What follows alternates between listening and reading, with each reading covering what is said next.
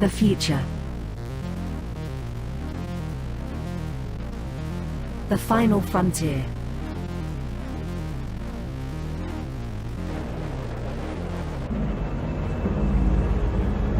It has never been so uncertain as now.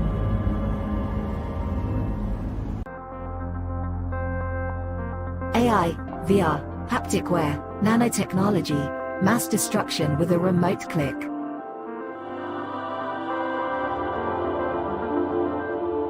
Now we are finally seeing the true potential and dangers of an ever-connected and overly policed hyper-technological world. Have we finally become the architect of our own demise?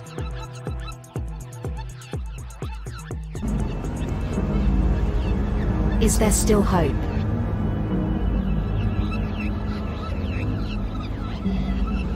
Welcome to the future.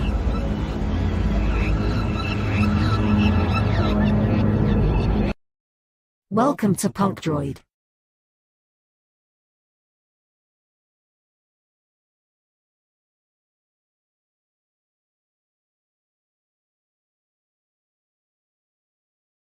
And a little teaser about part 2. Who am I, you ask? I was created in the middle of nowhere, surrounded by the waste of a dying world.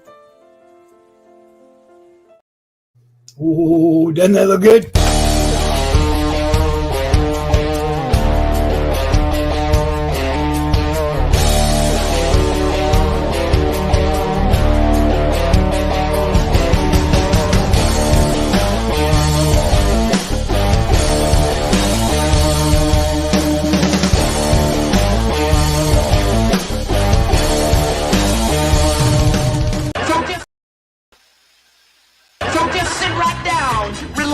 Open your ears real wide and say, "Give it to me straight, doctor, I can take it."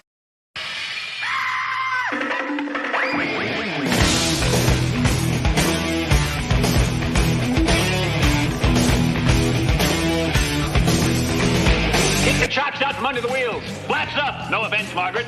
Contact. We're off. Brum, brum. Doctor, doctor, give me the news. I got a bad case of loving you.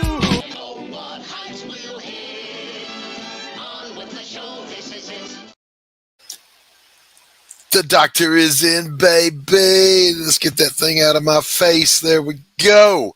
Hey, I'm your host today, Doc Blalock. You're watching the podcast that won't rust, bust, collect dust, kink, stink, turn pink, or rattle at the seams of rainy season for 90 days or your money gladly refunded.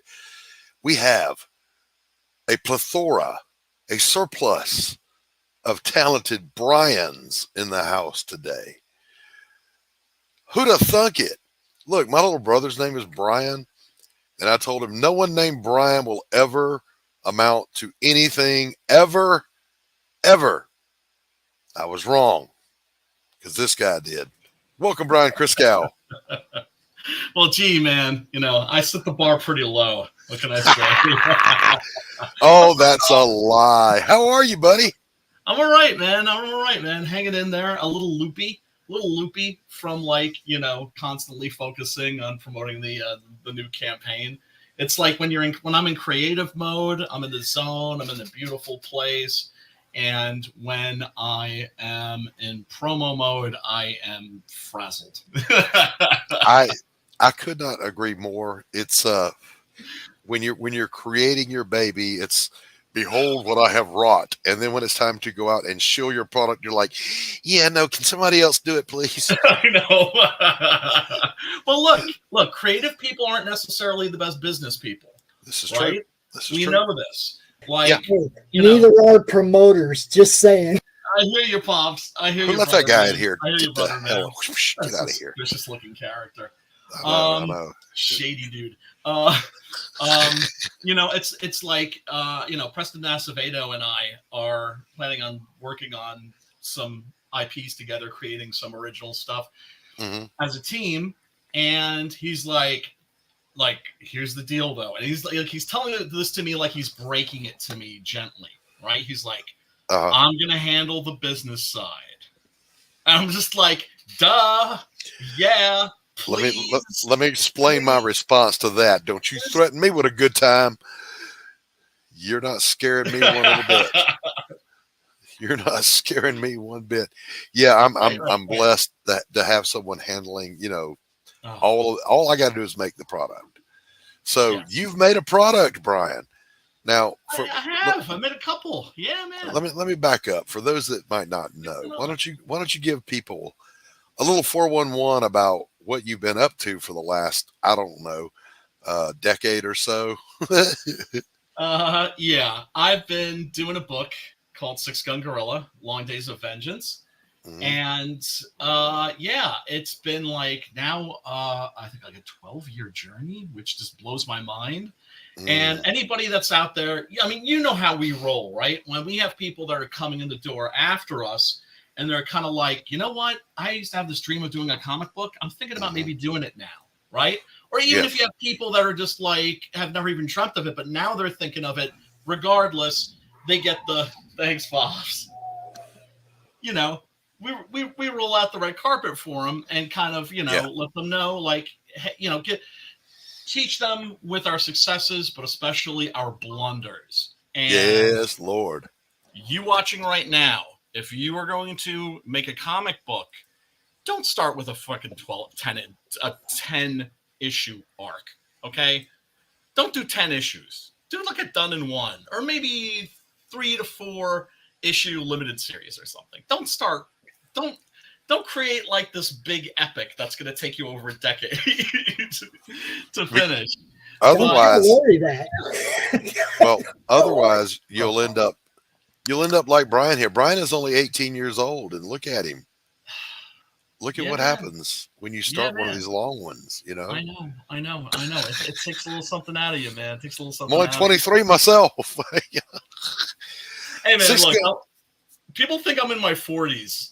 And I'm just like, okay. I don't correct them. That's okay. I moisturize. That's my secret book. Six Gun Gorilla has been an unmitigated success critically. It succeeded in its funding goals across the board. Nothing but rave reviews. Oh, my God. It is a fantastic looking project. So bring us the story to date without spoilers, and we'll look at where you're at today. All right. Well, basically, it is a revenge Western with a gorilla. It is Tarzan in reverse. That is to say, I consider myself a pulp writer, first and foremost, right? And I love Edgar Rice Burroughs and Robert E. Howard and all those cats, right? Yeah. And I'm a huge Tarzan fan, and I grew up very much being a fan of Westerns as well, and also of primates. As a boy, I was obsessed with primates, specifically great apes, specifically gorillas. And I think that King Kong and Mighty Joe Young had something to do with that, the originals. Of course, I saw those when I was a kid, and they just blew my mind. I watch them today, and they still blow my mind. Especially the original King Kong is just astounding, an astounding piece of cinema. It is the story of instead of a human that's raised by apes in the jungle, it's an ape that is raised by humans in the Old West. And, of course, in order to get him there, I had to kill his troop. That is to say, that's the name of the gorilla families, the tribes, right? And so the story begins in Africa, where a great white hunter type has massacred an entire a clan of gorillas. And his native guides, they're chopping up the bodies for bushmeat and for trophies. And they turn a dead female over, and they find a living infant gorilla clinging to her breast. And so the great white hunter type is like, oh, I've got something that's got to be worth something. Let's pack him up, right? Right. And so he is won in a card game by a certain a carnival barker and a ringmaster Right. by the name of Malloy, Professor Malloy. Of course, you know, the PhD, like everything else about him, is fake, except his heart, right? His heart is good. And he has a little daughter who sees the little baby gorilla in a cage and is like, Daddy, can I keep him? Right. And he can't say no to his little Abigail, right? Little 6-year-old girl. And so he wins the gorilla in a card game, and he is raised as part of the circus family. Turns out that he's no ordinary gorilla, that he is of unusual intelligence. There's a secret there. I'm keeping it. You got to kill certain things. You know, the writer needs to know, the audience doesn't need to know. Right, Maybe one of these days I will reveal it. So he is treated as an equal, and being a member of the circus family, he has to have a job. He has to have something to do in the circus. Right. And he doesn't want to just, you know, just stand there and just be a gorilla, right? Right. And right. so they turn him into a trick shot artist, and they manufacture these gigantic hand cannons for him, right? They're made by the mountains. Well, you know, more bullshit, right? And oh no, did you lose me? Did I get lost? You froze for just a second. You're with us. I police squatted. Okay.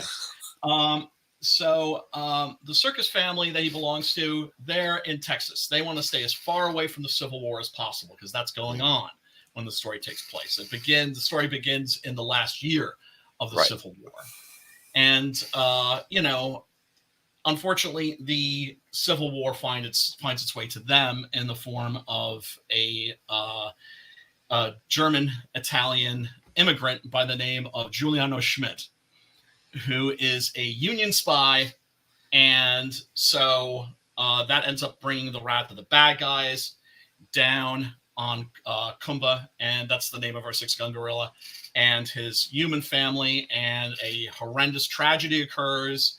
That is something that, you know, he still carries the trauma of losing his first family. Now he's lost his second family, and he snaps. And he is a 500-pound gorilla with gigantic 6-shooters. So what's he going to do? He's going to go looking for some payback. Yes, he's going to outlaw Josie Wales on their ass. Yes, yes. And the story kind of starts out very small, and it snowballs, and it gets bigger and bigger and bigger and bigger and crazier and crazier and crazier and crazier until in our climax in issues 9 and 10. Look, I'm sorry, I couldn't write a comic about a gunslinging gorilla and not have a Zeppelin in there. Right. Right? Because I'm putting in because I think the key to writing a great comic book is to write for yourself. And I don't mean that in a navel-gazing way. Right. It's just, that's how you're going to make the best comic. Sure. And then you have to hope that other people connect with it. Yeah. Some of the best writers out there said, you know, write what you like, write what you think is cool, because chances are someone else out there will too. Yes. And, you know, I always tell the story about the New York Comic-Con in 2012 and how we ended up selling 400 copies, sold out on day 2. And some of that was luck, for sure. Some of it was because I think we had a great product. Right. But one of the factors was the fact that every other comic in Independence Alley was a zombie comic that year. Because it was all about The Walking Dead. I still have my pass from that as like a trophy, right? And it's got The Walking Dead on it. And I just remember looking at these fools, looking at each other and going, oh, everybody else had the same exact idea that I did. And their tables were dead. And ours was buzzing the whole time. It was overwhelming. But the sad thing is, and why I actually genuinely felt sorry for these fools, and they are fools, is because at the end of the day, they probably ended up with a comic book even they didn't like. And when you go into this, that comic, that may be all that you're left with. That may be the only thing that if it doesn't take off, that could be all you're left with. And so make sure it's something that you love. Make sure that it's from the heart. Make sure it's sincere. If somebody told me that I was a shitty writer, I'd be like, really? Oh, crap. The only thing that I refuse to be accused of is lack of sincerity. Right. I put my heart into my work. And when I hear people telling me, like, oh, man, that issue, it brought me to tears. And I'm like, oh, my God, my goofy gunslinger gorilla funny book is moving people to tears. Yes. Yeah, it's you talked about luck versus having a good product. Look, any of those factors can play into someone parting with their money for your product the first time. But when they come back, because they found something that they love, that's how you know you've got a success on your hands. Yes. And when they recommend it to their friends. Sure. It was also wonderful having people coming back the next day and swinging by my table and saying, yo, I read that last night and I loved it to bits. Keep doing what you're doing. Yeah. There you go. We're sensitive, delicate souls. We need a yes, Lord. Yes. And a little bit of praise. We can live on that for years. Oh my God. Just a little. Yeah. And I've been so blessed because I've got like Mike Barron calling the book majestic. I've got Chuck Dixon. So, he did a review where he's just like, I'm a Western purist. I don't want vampires and werewolves and gorillas all up in my Westerns. But I really like this. Yeah. He's like, it's a page turner. It's a page turner. Yeah. As Joe R. Lansdale, he was the first guy to give me a glowing review. And, he's, been a hero of mine. And all right, since high school. And to get their approval, right, you can't help but suddenly be that 15-year-old kid that's sitting in study hall with a stack of comics again. Yeah. And like, oh my God, like really? These guys love my book? Oh, hell yeah. Yeah, and it kind of takes you back, when you're hearing good things about your stuff. Somebody bought it and they liked it and they're commenting. You go back in your mind when you're sitting at the keyboard slogging away first concepts, first drafts, wondering how this is going to be received, but it's also germinating and growing, and you're getting that fire, and you're like, oh, this is good, and you just keep building, and then you hear that little bit of praise, and it makes you much braver about sitting down at that keyboard again the next time. It does, because what it told me was that I was on the right track. Yeah. You got something here. I got something. And as an act of faith, it's funny because, I sent Preston the scripts for issues 9 and 10 and discovered that, oh my God, like these are a mess. Why are they a mess? It's because I wrote them 10 years ago. Because I sat down and I wrote all 10 issues. Mm-hmm. And that was an act of faith. I was like, damn it, I'm going to write all 10 issues. Why? Right. Because all 10 issues are getting made. Yes. And so now, of course, the scripts are from 10 years ago. I hope I'm a much better writer now. Sure. So that I go over them and clean them up and change this and that and everything. Yeah. And what can I say? I've been so lucky to be working with the people that I've been working with. I want to circle around, not back, but around to that here in just a minute. Let's take a look at a little something here real quick.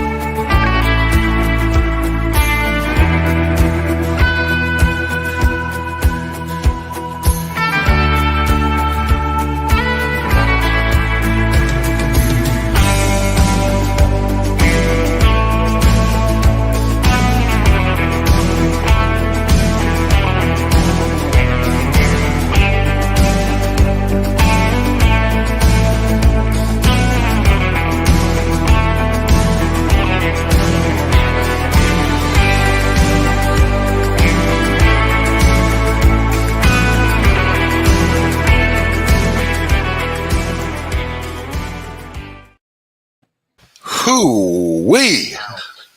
See, when your own trailer gives you the chills.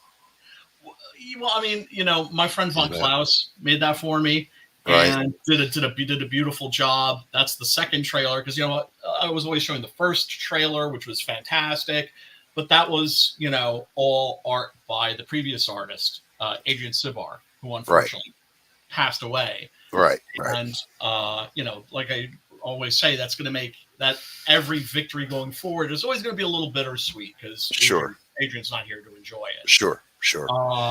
Now, you had a lot of good art on your team. Oh my God. All the way through this process. So let's talk about people who have brought the visuals to life. Let's talk about those guys for a minute. Oh my God. Yeah. Adrian was a guy that I found online. He had worked on Star Wars for Dark Horse, and also Planet of the Apes for Dark Horse, and Batgirl for DC. He did something with Joe Casey called Bang Tango. And, I put out an ad and was like, this is what I can afford for a page rate, right? Which unfortunately wasn't that much, right? But I'll let people know, like, this is what I can afford. This is what you're signing up for, right? Because I don't believe in back end deal bullshit. Although, I am very far from being a selfish kind of a guy. So, if stuff did end up working out great, maybe kick him a few extra snaps, right? Yeah. For doing such a great job. And I had it down to like 5 artists. And, it's crazy because most of them came from Latin America. And the talent pool that's coming out of Latin America for comics is in freaking sane. Yeah, it is. When I met Adrian at the 2012 New York Comic Con, after I gave him a big hug and everything, because I'm a hugger. Be forewarned, people, if you meet me at a convention. I'm a hugger, but I'm not a groper. I don't go below the waist. Right. So, Right. Okay. Well, I mean, there was that one time, Brian, but I was okay with it. Yeah. As as a little ass grab between friends, Things happen. You know what I mean? How the parties get. But I asked him, I was like, what is it? Is there something in the water there? Right? Like, where are all these great artists coming from? And they really do cherish comics as an artistic medium. Here in America, there's still very much, you see American comic book art, it's almost all inspired by Japanese comic book art. And I'm not slamming Japanese comic books and animation by any stretch of the imagination. Their stuff is dope. It always has been, right? But it gets a little tired always seeing that same influence, right? Yep. I'm always hoping that Americans will discover French comics now. Like they've discovered. Or discover their own roots back in the golden age and the silver age. That would be... Could you live with seeing a few George Perez, John Burns reincarnated today? Aaron Lopresti is a great example of that. Yes. He's carrying on that tradition, and I think we need more of that. We need more of that. I agree. And the thing is it doesn't have to be retro, right? Like, you look at Jack Kirby stuff, and as much as I love Jack Kirby, it is dated. Yep. Right? And that's not a diss. Right. It just is, right? It was dated in the 70s. Like when he was working for Marvel and doing Machine Man and that sort of thing. And I love me some Machine Man. Right. Even and Commandy and all that stuff. But it just looked like it belonged in the early golden age. Yes. And I get that. But I think a young, just starting out George Perez or John Byrne today could pick up any intellectual property with their abilities, with their talent, and kill it. And just kill it. But let's talk about who else has contributed on this, because I did have the privilege of watching one of the covers being born by John Dillard. Yes. And it was amazing. I know. I always love to bust his chops because he is a master chop buster, and I appreciate a master chop buster. Yes. But yeah, Dillard is a major talent.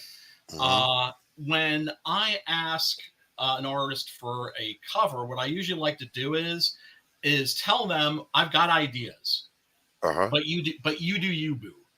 Right. I just want just a cool cover, whatever you really feel like doing. But I did suggest, and it was just a suggestion, like maybe, Gorilla plus Zeppelin equals awesome. Right. Right?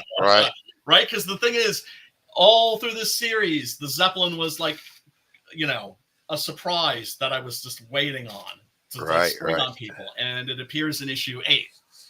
And so now the cat's out of the bag. You can go crazy with like the Zeppelin covers. Sure.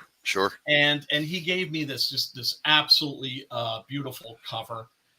It's being sold now as an exclusive, as a funmycomic.com exclusive for the Volume 2 trade paperback. Nice. And I'm also probably going to include that as a print as well, because this is the current. What a great poster that would make, Brian. Come on. Right? What a great poster. I want that on my wall. I know. I was watching him make that thing, and it's not that the others aren't amazing, because they are. They are. But I was watching this one being born. We were backstage hanging out, and he's working on it. Yeah.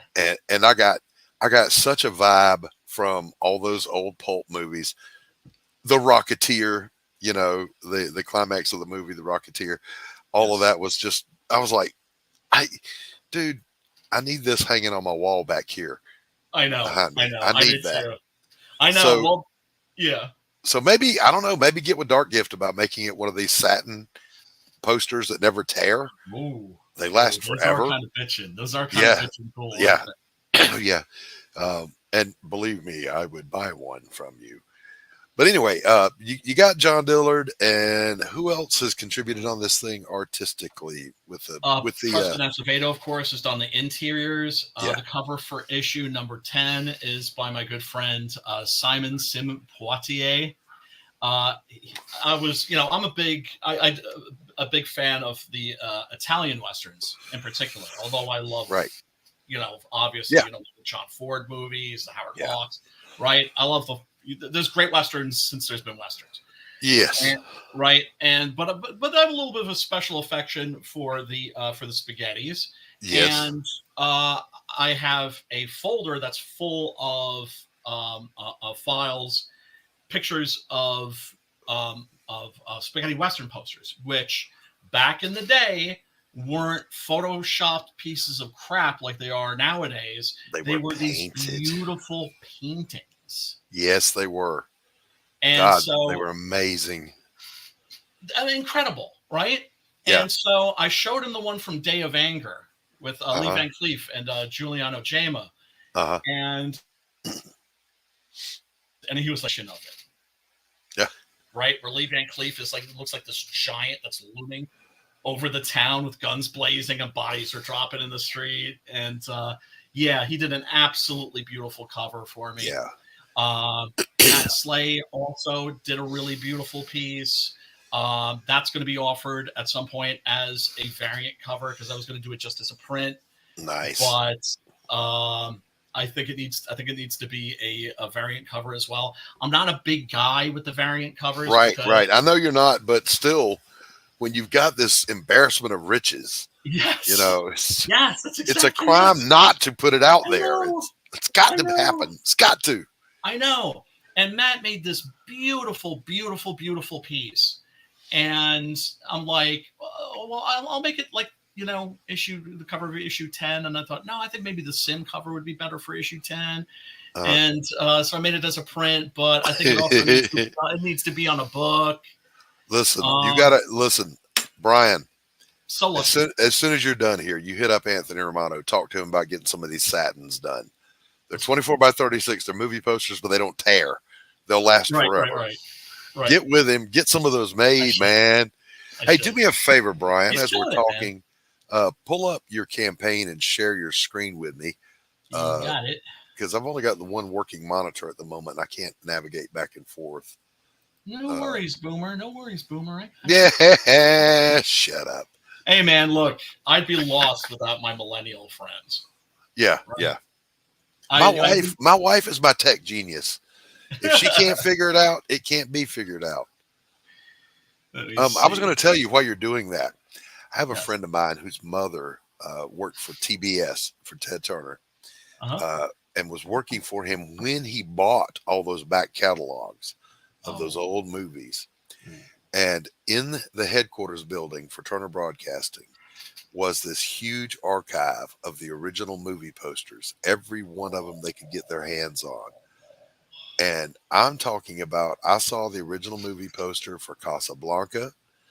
I saw the original movie poster for Gone with the Wind. I've seen just all of these great ones. And of course, you couldn't touch them, but of course. I was just blown away by the artistry on these things. They're beautiful, right? They are. They are. Yup. Because in Midtown Comics, this is a total non sequitur. In Midtown Comics in Manhattan, there's a poster, and it is huge, right? Landscape style, right? For Bride of Frankenstein. Oh. And it's got Karloff with Elsa Lanchester. And, she's got, like, I think a bridal veil, and she's got the, the bouquet of flowers, and he's, like, dipping her. Right? That thing's worth $1 million. Easily $1 million. Wow. Easily. And they ain't selling it. No doubt. Right? Because that thing's just sitting there, and it's magnifique. It's so beautiful. If I had a few mil to spare, Brian. Oh yeah. If I had a few mil to spare, go ahead and share that link with me, or share your screen, and we'll take a quick look through this campaign. Things just are loaded. My interwebs is slow. You're letting your hair grow out, Brian. A little bit. Give me a thing about considering a skullet, maybe. No. Every time I have thought about doing that, as soon as it gets to that stage where right here it starts sticking up a little bit, I'm like, I can't stand it. I know. I am due. Trust me. I am overdue. I was actually just thinking about that today. Yeah, it's like getting a little bit of an ape drape back there. A little bit of. Okay. I did decide to grow the beard back out a little bit. So the wife said, your face is less interesting without the beard. So I didn't know how to take that, so I thought I better grow the beard back. Dude. They're the ones that have to look at us. That's right. That's why I've always been, with like bless their heart. I'm just like, well, do you want my hair long? Do you want it short? You want the beard? You don't want because they have to look at us. Yeah, right? Correct. And I just look baby-faced without the beard. I always have. And it's just like some guys need beards. Yes. All right. Stashes very rarely, you know what I mean? Somebody like Sam Elliott or David Niven, gotta have the stash. Yeah. All right, so we're at 19 backers, $886, already 177% funded. Not to sound like a recent debater. Oh boy, wasn't that fun? But here we can kind of take a nice look through. We've already talked about the art teams and the art, so let's talk about the tiers over here on the right. All right. Well, first up is the Volume 2 graphic novel / trade paperback. Right. Beautiful cover here by, of course, my man, Preston Acevedo. Yep. Always delivers just absolutely astonishing work. It's funny because, like, there's two Prestons for me. There's Preston, my friend, and then there's Preston Acevedo, the artist. Right. And Preston, my friend, is just boy. And then there's the artist, and it's like in awe of. Yes. Right? I'm just like, I know this guy. Actual hell? I get to work with this guy. Yeah, exactly. Yeah. Yeah. For real. Yeah. And a hell of a nice guy too. Hell of a nice and guy. he's a gentleman. Yeah. He really is. He would laugh at me saying that, but it's the truth. He's a gentleman in every way that counts. Yeah. I'm not talking about etiquette. I'm talking about strength of character. Yes. And, delivers what he promises. He's a considerate soul. He's going to do his best for you. Yes. Always. You'll never get half-ass out of him. No way. And he is leveling up. And I've had, since I've known him, he's leveled up. Sure. And now he's like in Simon Bisley territory. It's crazy. So, this is the volume 2 graphic novel. This is collecting issues 7 through 10 because the first trade paperback collects issues 1 through 6. Okay. All right. Right. And I can't do a campaign for issue number 9 and issue number 10 because when I did campaigns for 7 and 8, I didn't, those campaigns did well, but not as well as they might have because I had so many people telling me, oh, I think I'll just wait for the next trade paperback. Right. And of course, I want to grab them by the throat and be like, there's not going to be another trade paperback issues 7 and 8. But, that's just, I'm a trade paperback guy myself. Right. I like to have it on the shelf where I can get easy access to it. As much as, I have a certain nostalgia for the long boxes. They're terribly inconvenient, right? So I get it. So this is going to be 96 pages total. However, it is probably going to be longer than that because I have an artist friend of mine, Matt Orpheus, who I discovered doing a book called Octopus Cowboy. Yes, good God, yes. And my dad said, 6-Gun Gorilla, that's never going to inspire anybody. Listen, do you know how many times we have talked about, that octopus is going to fuck around and run into a 6-Gun Gorilla and all hell's going to break loose. Oh, man, that would be awesome. It's a really, really good book. Boy, that guy could draw the hell out of a gorilla, too. Yeah. And so 6-Gun Gorilla at the end, like this is the end of the Long Days of Vengeance arc, and 6-Gun Gorilla will return, but he's going to return as part of an ensemble because I'm creating the expanded 6-Gun Gorilla universe. There you go. Expanded, full of Weird West characters like Sam Hain, the Blazing Szechuan Kid, Sledge Strode, the Phantom Vaquero. And one of them is a character called the Dandy, who is a very, as his name would indicate, a very well-dressed, slightly effeminate, guy who is a bounty hunter in the Old West and is a absolute stone killer. Yeah. Right. Yeah. Don't let his appearance fool you, which it often does. And he uses that to his advantage. And so I wrote an origin story for him that Matt is illustrating right now. That's going to be about 14 pages. And I was thinking about adding that as a ash can, but I think it's going to be in the back of this. But right now, all I've seen of the art that he sent me are just the roughs. So I don't have any art to show, so I'm not really advertising it. But odds are you're not going to get a 96-page book. You're going to get at least like 100 and something. Sure. All right, let's scroll on through these. We got to kind of move along. We've got another guest coming in behind you here. So at $45, we've got the graphic novels 1 and 2. So that's both of that's collecting everything through issue 6, correct? Yes. The first issue, the first trade paperback is 1 through 6. Second trade paperback 7 through 10. And so if you order both of these, I knock $5 off the price and you get the full 6-Gun Gorilla Long Days of Vengeance saga. Nice. Okay. All right. And then $20. Yes. This is issues 9 and issues 10, the floppies. Okay. some people have, I always offer a floppy tier, and some people prefer the trade paperbacks, and some people prefer the floppies. Some people like to have both. Right. I'm not going to turn them down, right? You want to give your customers and your backers as many options as possible. Right. And so if you've been following the series up to now, yes, you can get both 9 and 10 for $20. Very then nice. We got the trade paperback, volume 2 trade paperback with the exclusive cover by our boy John Dillard. Right. Very nice. Very nice. And that is a Fund My Comic exclusive.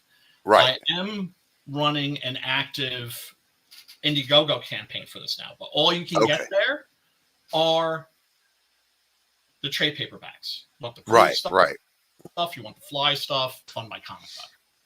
Nice. And this is just issue number 9, and this will be shipping as soon as it's ready. Nice. And it is just about ready. Preston has finished all of the pencils for this.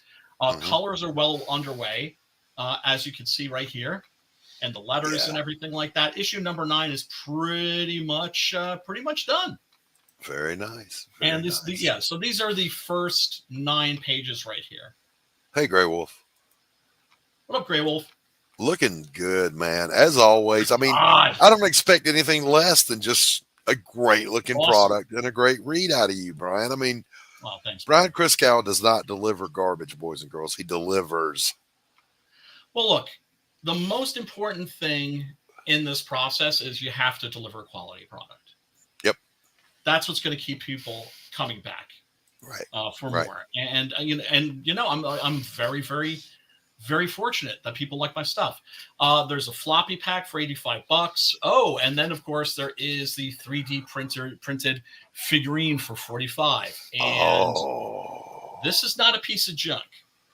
This was printed by my boy Simon Simpoitier, and I have a feeling that he is going to be making these for a lot of people. Because look at that. I mean, look, there's no lines.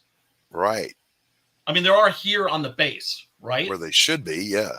Right? And, of course, you can file that down. And the figurine itself, my buddy Adam Lawson, who is not just a crowdfunder of comic books, but also board games. Right. Hooked me up with this sculptor friend of his, and he made this absolutely beautiful figurine. That's gorgeous. Isn't that great? Yeah, it's I mean, I couldn't have been more thrilled. The question, Brian, is: are you going to paint that yourself, or are you going to have somebody paint it for you? I don't have the paints. I lost all that stuff in the move. And, and along with my toy collection and my sword collection and a lot of other stuff. No. Yeah, man. Ouch. Well, I mean, look, my mom broke the number 1 rule in America: don't get sick, and so I got felted. And taking care of her, right? You would do it all over again, of course. But lost everything. And this is a beautiful figurine, and it's important for your name to be associated with quality. Absolutely right. Absolutely right. If not, you are in trouble, son. And down here, you've got every order is going to come with this wanted poster, this beautiful illustration by my friend Adrian Sibar. Beautiful. And a 6 a.m. sticker. Nice. Now, I've had this 6 a.m. sticker before on an older campaign, but I done messed up, son. Look how tiny that is. You don't want a tiny sticker. We need bigger. Yeah. So this is gonna be a nice big fat sticker. Nice. I'm gonna make sure of that. And all right. Yes. Fantastic. Yes. Listen, Brian Christgau, 6 Gun Gorilla. The legacy continues. It does. Brian, it's good to see you again, man. We don't get to hang out much anymore. I know. I need to be more sociable with all, and I'm going to try to rectify that. I've been hanging out enough on the madness. I'm gonna drag you over onto my show one of these Wednesdays, and we'll hang out. For shizzle, dude. All right. Thank you so much ladies and for gentlemen. having me, man. Oh man, you know the deal. Anytime. All right, boys and girls. Christgau, if you want to hang out for our next guest, you're welcome to do so. I know you're busy. If you need to bounce, you can bounce. I may have to, but I'll hang out for a bit for sure. I want to see this book. Now, again, let me repeat for him what I said earlier. My younger brother's name is Brian, and I did tell my younger brother that no one with the name of Brian would ever amount to anything. And both of these guys here today are here to prove me wrong. Welcome, Brian Wolf. You're muted, brother. Unmute yourself. What up, Herr Wolf? Yeah. There we are. Of course.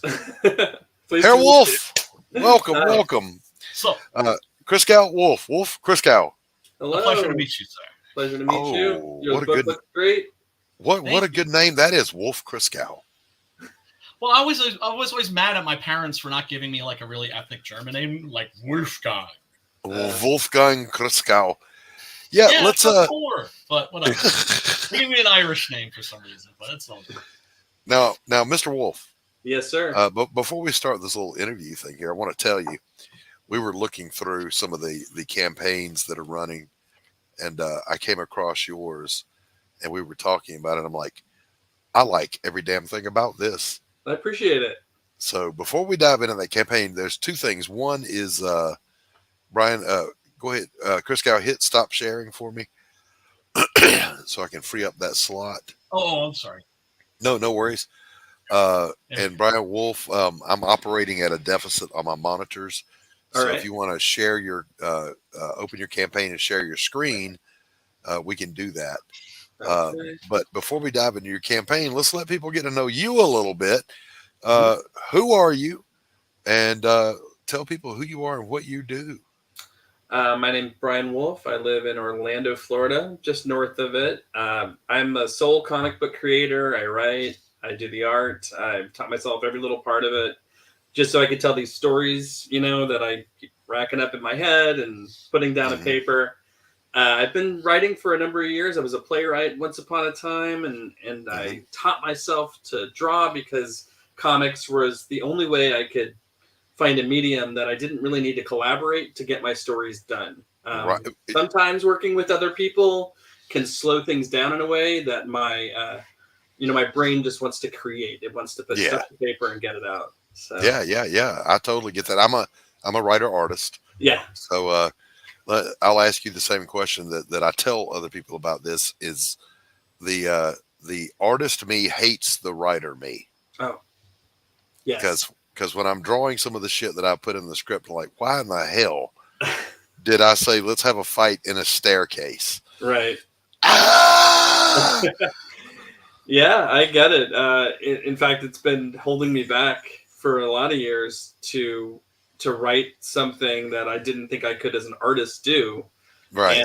And I'm finally at the tender age of 42, able to really start to draw the stuff that I'm coming up with. Right. To varying levels of success. So, ultimately I'm pushing myself every day to draw a little bit better, to really get that stuff in the imagination on the page. Right. Yeah. All right. You got that campaign for me? Yeah. Let me present, share screen. Yeah. You only have to tell it to share your screen 6 times before it shares it. Do I? Okay. Let's see. Yeah. I love this, share screen, and then finally, bam, there we go. All right. Grave Sitter, and not just Grave Sitter, but Grave Sitter number 2, 1 and 2.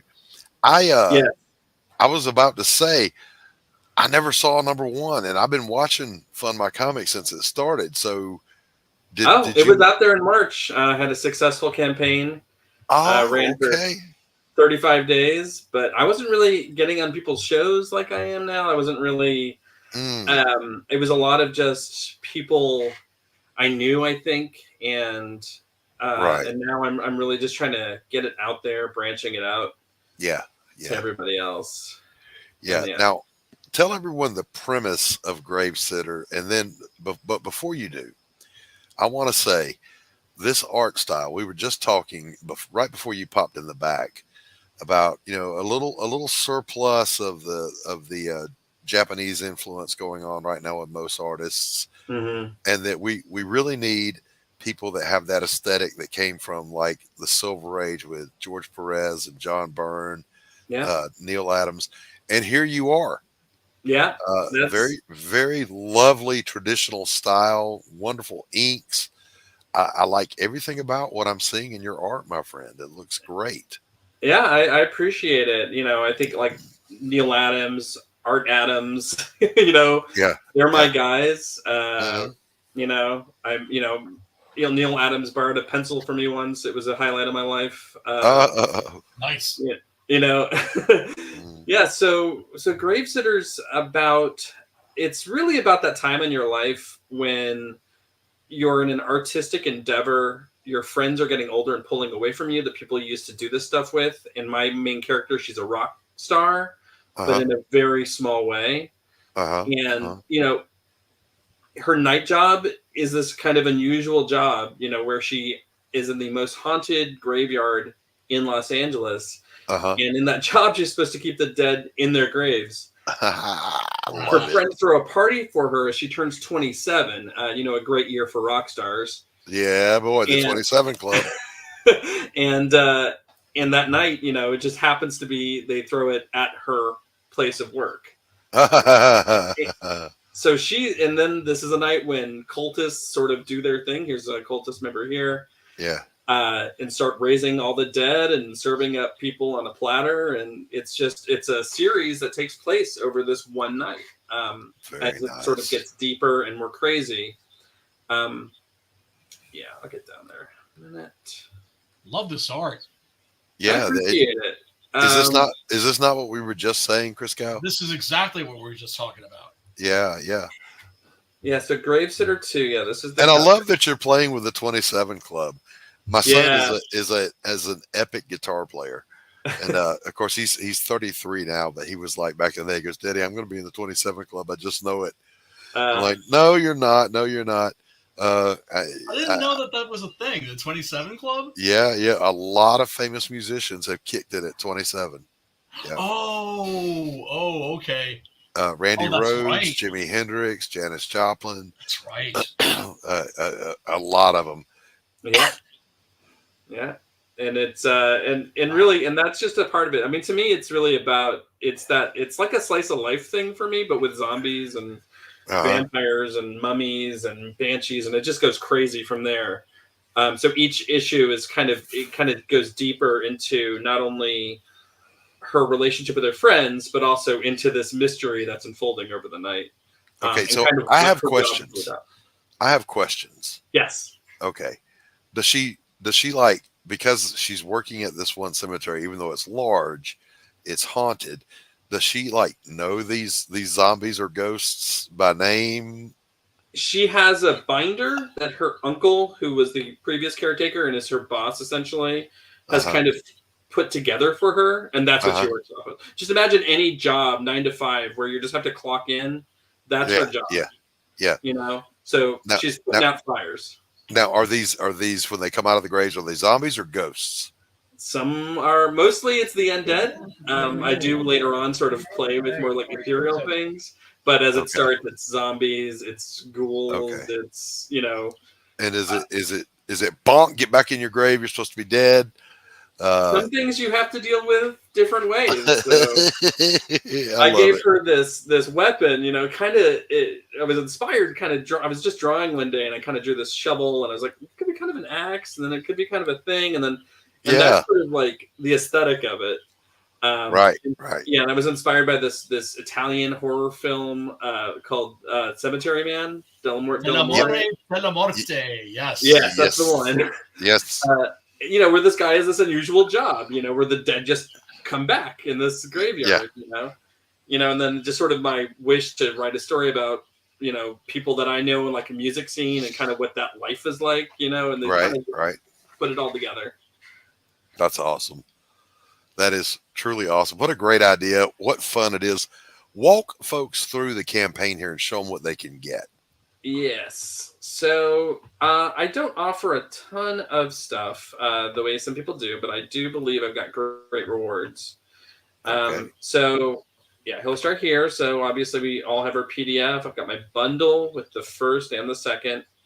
And then you could buy the physical number 2. You can bundle the number 2, which is some people have been doing here, as you can see. All right. So wait, buying number 2, $10. Yeah. And how many pages is the book? It's 22 pages for both books, but they both have a backup story, and I'll get to the backup story in a second. Okay. All right. Yeah, so you could buy, so yeah, you can see there's a price break, right? So it goes 10, then you could, for basically $8 each, you get the second one. Right. Then you can even throw in, I got little stickers here, you can see. Got a little anime-inspired one, original cover, and here's a guy that he's focused in my backup story. I'll show you that in a second. You get your bundle with the stickers. Okay, now I am selling original art pages. For it. I've had a few people in the last book took me up on it. I might need to add those images I'm looking at now, but let's see. And then further down here, now this was a popular one, this cameo. So I'll draw you in to the book. Nice. In the first book, they were all victims. So, I basically drew you in a Halloween costume. People sent me a picture of their Halloween costume. Some people had ideas of how they wanted to get murdered. Right. I did my best. I had 10 people that time. Oh, dude. That's a lot. It was intense. What is it about drawing tears? People love to get murdered. Yeah. Yeah. Not just murdered, but very specific requests. Yes. Like spectacular fashion. Yeah. Can you lower a blender over my head really slowly? So for this second one, I'm offering not just to be murdered, but to come back and be an undead as well. Right. So I actually have people returning that were murdered in the first one. They're coming back, and they're going to be zombies further on in this backup story that I'm writing. So I had 3 pages. I'll have 3 pages here again. It should continue throughout the book.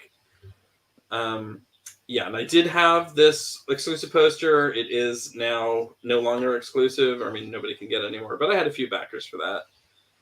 Nice.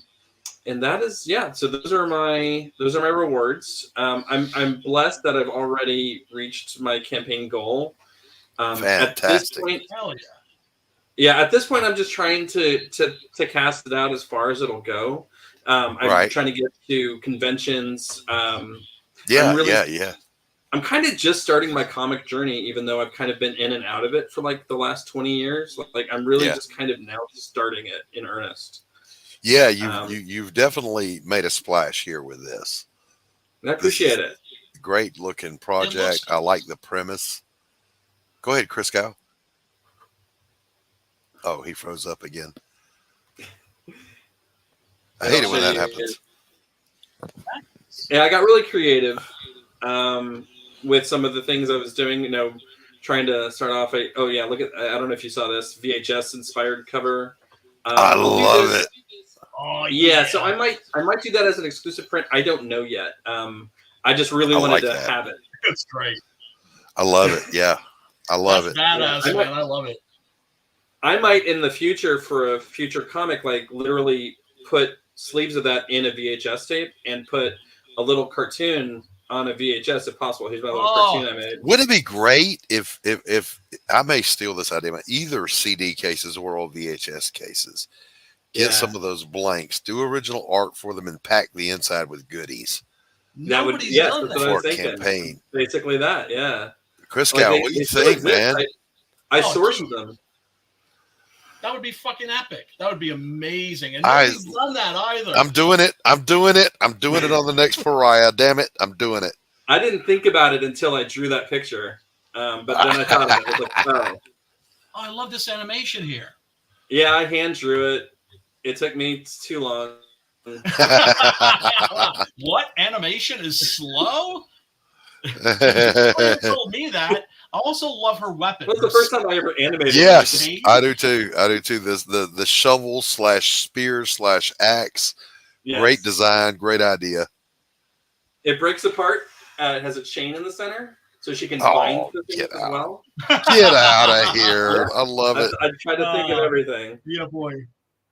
Oh, wow. I love it. I love it. You know, this looks like a whole heck of a lot of fun. I'm backing it for sure. Oh, Right? yeah. Yeah. Yeah, give me this, man. Yeah. Damn it. Both of you guys are just eating into my wallet my right money. now. Yeah, I Both have. of you guys. Get out of my wallet. A bastard. I have 5 issues drawn already. So it's a matter of. Hail, Stephen B. I'll get Sorry. it out there eventually. I hopefully by the end of October, I'll have most of it out. Fantastic. What a great time to bring it all out, too. People start getting it around Halloween. Yeah. Yeah, boy. That's awesome. That is awesome. I love it. I love everything about this. Brian, where you been hiding? I was raising a family. Yeah. Yeah. Fortunately, my kids are all out of the nest, and the wife wishes I would leave the nest, so she's happy that I self-banish into my studio all day. So I wrote some books in 2011, and then I wasn't really even drawing my own thing. And then my daughter was born in 2017, and I just raised her, and then she went to kindergarten. And I was like, okay, she's on the school bus, and I'm just gonna. Yeah, there you go. And it's my full-time thing, so I'm always looking for any opportunities too. Yeah. Definitely. Wow, this is good stuff. I'm glad to know you, Mr. Wolf. We'll have you out on my Wednesday show too, and take another look through where we can spend more time. Yeah. Looking at your campaign and looking at your product and digging into your brain. Where are we going next? What's next for you? What's next for these characters? This is really good stuff. Yeah. Let me play a sponsor's ad here in a minute, and then we'll kind of slow down on the shilling and just talk a little bit here. All right. Got to play a couple of things. Christgau, Yes. there's a rumor that I'm working on something new now.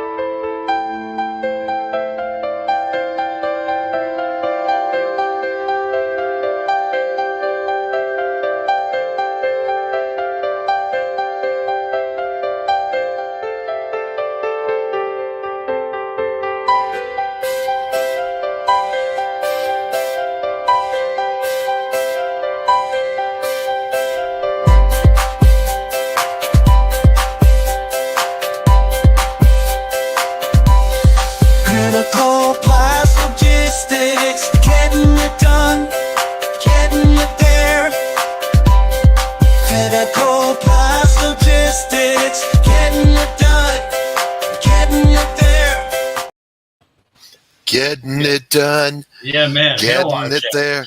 Hail RJ. Listen. There are some people who are just legends in their own time, and RJ is one of them. For sure. Critical Blast. Man. God, he's good at. He found a niche. He sure did. He is the fulfillment guy.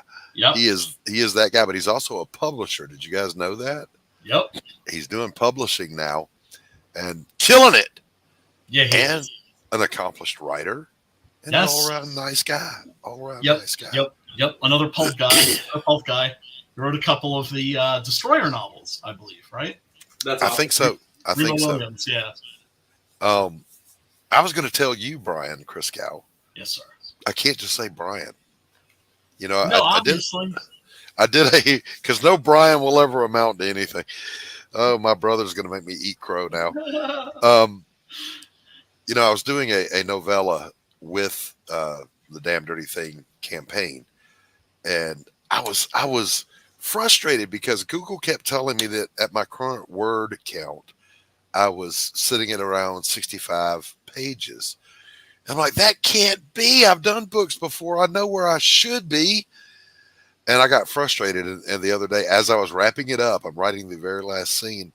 I looked at my word count and I went over to the print site and formatted, just did a couple of different formats. And I'm at like 110 pages. So that's where I wanted to be. I was like, oh, thank God. So boys and girls, if you're watching and you have already backed A Damn Dirty Thing and you've got the novella, yeah, you're going to have, that's at least good 2 shits in the bathroom worth of reading. All right. Always keep it classy, brother. Always keep it classy. That's right. That's not a 1 dumper. That's a 2 dumper is what that is. Oh my God. Oh, you're bad boy. Christgau, I wanted to ask you, Sure. I know you've had Acevedo, and please, I can't remember the first guy's name that passed away. What was his name? Adrian Silar. Yeah. And you've had John Dillard. Has anyone else done work for you visually on Six Gun? Oh man. I mean, I've had a bunch of different different cover artists. Uh-huh. Yeah. Matt Slay did one. Shelby Robertson. Shelby, yeah. God, who like I'm trying to. Yeah, I'm not trying to put you on the spot. Everybody. I was just Wes Huffer. Who are some of the other folks? Yeah, no, I mean, I've had a bunch of people. Oh, Kanan White. Kanan White. That's wow. The reason I ask is, you know, we're as we're all 3 creators sitting here talking. You know, Pops is a promoter and he does a good show and he does a good interview. But you know, I'm a fellow creator, so all those questions go around in my head. I need to see a Six Gun Gorilla and Cowboy Octopus crossover. That needs to happen. It could happen. That needs to happen, at least on a poster or something. There's gonna be a Six Gun Gorilla Man-Dog crossover. Man-Dog from the Cartindals. Oh God. Yeah, because the boys from 6x6. Take my money. Take my money. Yeah, that's gonna be something. Now, Brian Wolf, if you could cross over with someone here in the Indies, who would you like to cross over your property with? Oh boy. I've met so many people the last few weeks doing this thing. I'll tell you that. Yeah. I mean, it's been amazing seeing all the work out there, and I had no idea the depth of independent publishing right now. Right. Right. I had no idea. I'm a Wednesday warrior, you know, like if it's not on the shelf, I don't know. Right. I was surprised. And I'm not a social media guy, so it was like I just discovered a new world. There's this book Alma. It's got a Kickstarter right now. John Holland. Yeah, she'd be great. she's an old Buffy the Vampire Slayer essentially. It could work. You know, there's a few others. You've got Laurie Calcaterra doing Path of the Pale Rider. First of all, get on her show. She does a great show every Tuesday. I was on a show with her. Okay, all right. So she's got a good zombie story going on. Somebody broke death, and the dead won't even get in their graves. Well, they're not zombies because they've got their capacities. That's until they rot completely away. Yeah, right. Just because they're back, just because they're not dying, doesn't mean that they're. But what I was going to say about that though is, Laurie is a disturbed individual. Okay, clearly, no question about it, and she'll tell you that her brain goes to the weirdest places in making this IP. Like she wanted a pinup of like an undead hooker, who doesn't take into account that she's gross. Yeah. Very specific type for that one, I think. Yeah. But I guess my question is, all of us have to be a little disturbed to do what we do, to tell these stories. How disturbed are you, Brian? How weird do things get in Gravesitter? I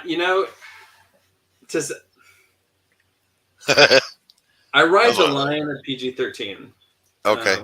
So I'm like, although I can get into, like, Reanimator is probably my favorite horror movie. Oh, that one fucked me up when I was young. I couldn't make that movie. You know, I couldn't put a girl there to have the things that, you know. Right. So, right. Let's say, like, I'm definitely character first. So, yeah. You know, it would have to make a lot of sense for the characters. Yeah. And it doesn't, really we don't have to go into R-rated skin or any of that stuff to get bizarre. Yeah. You know, I mean, a fucking gorilla with 6 guns is bizarre. I guess it's all bizarre then, you know, like, yeah, I don't know. You know, I don't know what's bizarre to me is not bizarre to somebody else. Yeah. In my head, Brian, when I first saw your project before I knew you were coming on the show here today, I was like, I wonder, does she have one that just won't stay in that grave, but doesn't really want to get up to mischief, so that she just comes and hangs out with Gravesitter on her lunch break? You know? Yeah, that does not happen in the story. We're all mindless beasts. You know, I think Hellboy is one of my favorite books. It's the way that he approaches his job. Yeah. That's the way he approaches her job. Yeah, right. Yep. You know? Right. It's just a working stiff. Yeah, that's how it would be. So, like, you know, after the first few days, you're just like, whatever. You've seen it all, you know. Now, you said, though, that she kind of inherited the job from who's her boss now, her uncle. Yeah. Are we going to have a little flashback into his world or any of his adventures? I do have flashbacks. His sort of story does get revealed. And it's interesting. And I don't want to give anything away. But okay, yeah, no spoilers. Think Mike from Breaking Bad. Yeah. And that's the character. Oh, I love it. He looks like him, too. Okay. All right. So, all right. You know, that's like, I was like, that's who I could see doing this job for real. You know, is that competency? Yeah. And sort of gruff demeanor, you know? Yep. I just had somebody commission me to design a character that was based on that guy's look for their book. A guy called The Director. He's like, it was Rex Christian, Momentum Comics. He wanted a character that's kind of the Nick Fury of his world, but based kind of on how Mike looked in Breaking Bad. I'm like, yeah, I can do that easy. What a face. Yeah, that face, man. Come on. We'll put some glasses on him, you know. And, that guy's a great face. You as artists, we kind of we're careful about falling in the same face sickness. There was a thing back in the Silver Age, I'm sure you guys remember. If you changed the hair on Captain America and Superman, they were the same guy. Yeah. You know, same face. You know, it doesn't help that How to Draw Marvel Comics the Marvel Way, the Buscema book. Yeah. Yes. He teaches you, he says, all right, this is how you draw a man. Mm-hmm. And this is how you draw a man. And it's always the same man and it's always the same woman. Yep. And but you know, in a way, so like there are certain artists who can get away with it. It's totally fine. Yeah. Because like quietly, you know, like he'll draw it all the same kind of, you know, like it's sort of stock man, stock woman, stock man. But it's it's always interesting because he's really taking his time to get like very specific features from every panel to every panel. So much consistency. Yep. It doesn't really matter if it's the same man because the costumes are different. Yeah. But like non-superhero books, that's where it gets hard. You have to get different faces involved. Yeah. My books and my work rely a lot on emotional context and the interaction, the interpersonal interactions between the characters. So yeah, you might have 3 or 4 headshots on a page, and each of them though has to carry some weight to what they're saying, and you know, it can't be just a standard. Oh, here's a pretty girl face. Yeah. You know, you can't be just here's the handsome guy. You know, is he snarling? Is he frowning? Is he? The hardest one I had to do was someone said in this panel. This was a commission I did for someone else. They said the character's name was Verily. Verily rolls her eyes, and I went, I've never drawn anyone rolling their eyes before. And I'm here to tell you that took about 100 takes, because most of the time it just looks like they're looking up. But to get the whole face of an eye roll. Yeah, you kind of need to get that tilt and then the tilt of the head. Yeah. The eyes. So it's got to be almost done with it so you understand what it is. Yeah, I will say this about Silver Age guys. Well, they had to draw fast. They had to draw so many pages. But they could do the inking was where it was at. It was that let's put some mood on it, and then our emotion will be through the mood of the image, you know. And that's something that, you know, I feel like I'm still learning, you know, is that where shading needs to be not just the light source, it needs to be the mood of the moment. Yes.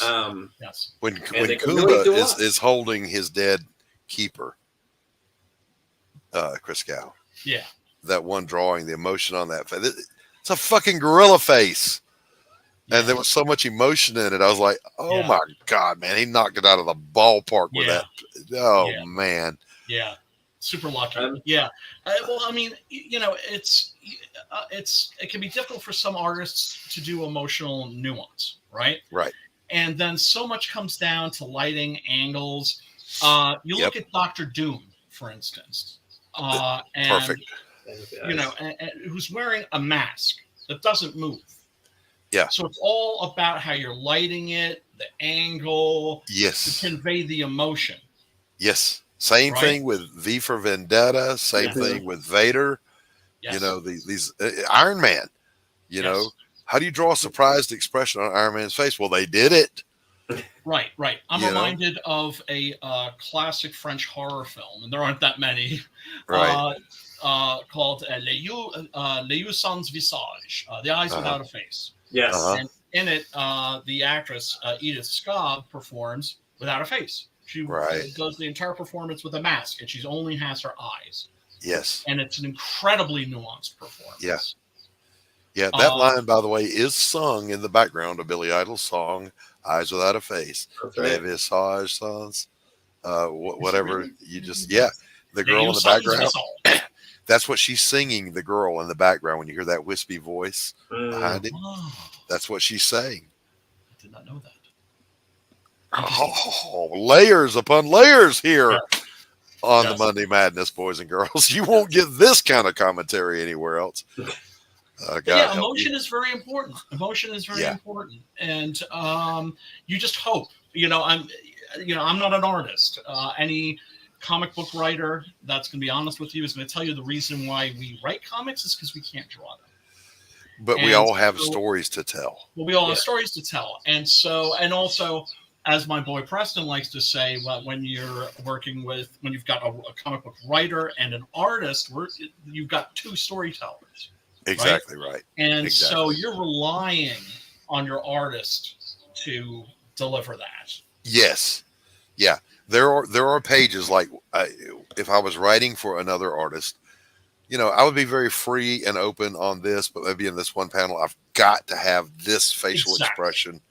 This is the anchor to the whole scene. So here's what I want. Yes. That has to happen. There's a scene in the first Pariah book where Elizabeth, who's been through her nightmare, gets an unwanted touch and it snaps her. And so I had to have that look on her face of how fucking dare you put your hands on me, disgust and anger all in one. Probably took me the better part of 2 weeks to draw that one face shot and get it just right. Because it's the anchor really of the whole damn book. Book 2 doesn't happen if she doesn't have this moment. Right. So I've got to make that happen in that one face. And thank God I think I did. But if I hadn't, I swear I would have farmed just that one panel out. You know, I came close. I got this on my wall, right?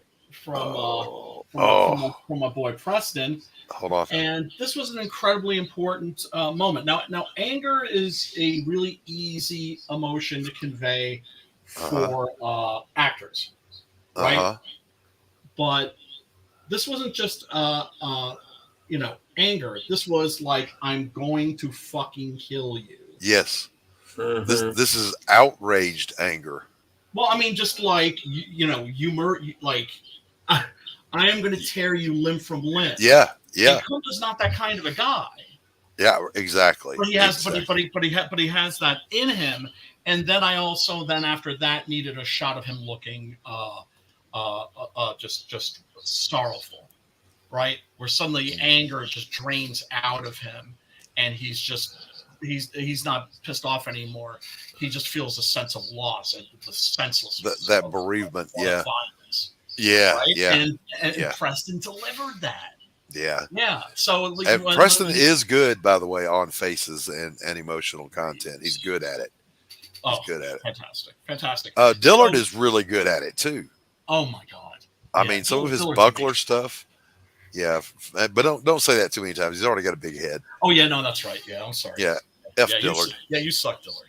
Screw you, Dillard. Yeah, man. Love you, bro. Crayon drawings. Gave him good money to make me a cover. It's like he gave it to his daughter, and she just made it. No, we don't go that far now. Come on. So once again, Brian, your campaign is over on the Kickstarter. Brian Wolf is over on Kickstarter. That's Gravesitter. If you haven't yet, get over there and give it a look. Mr. Christgau is running both on Indiegogo and Fund My Comic with an exclusive John Dillard cover on Fund My Comic for Six Gun Gorilla issue number. Issues 9 and 10, and the Dillard cover is for the Volume 2 trade paperback. Yep, there you go. And I mean, good God, man, you guys made this so easy for me today. You know, I don't mind subbing for Pops every now and then, but you guys made it easy. Great guests, great creators, great projects, worthy of your money and your time, and at least share them out to somebody. So with that, it is time at long last to say goodbye. So peace out, everybody. Look, I don't mean to be rude, but I'm tired of talking to you.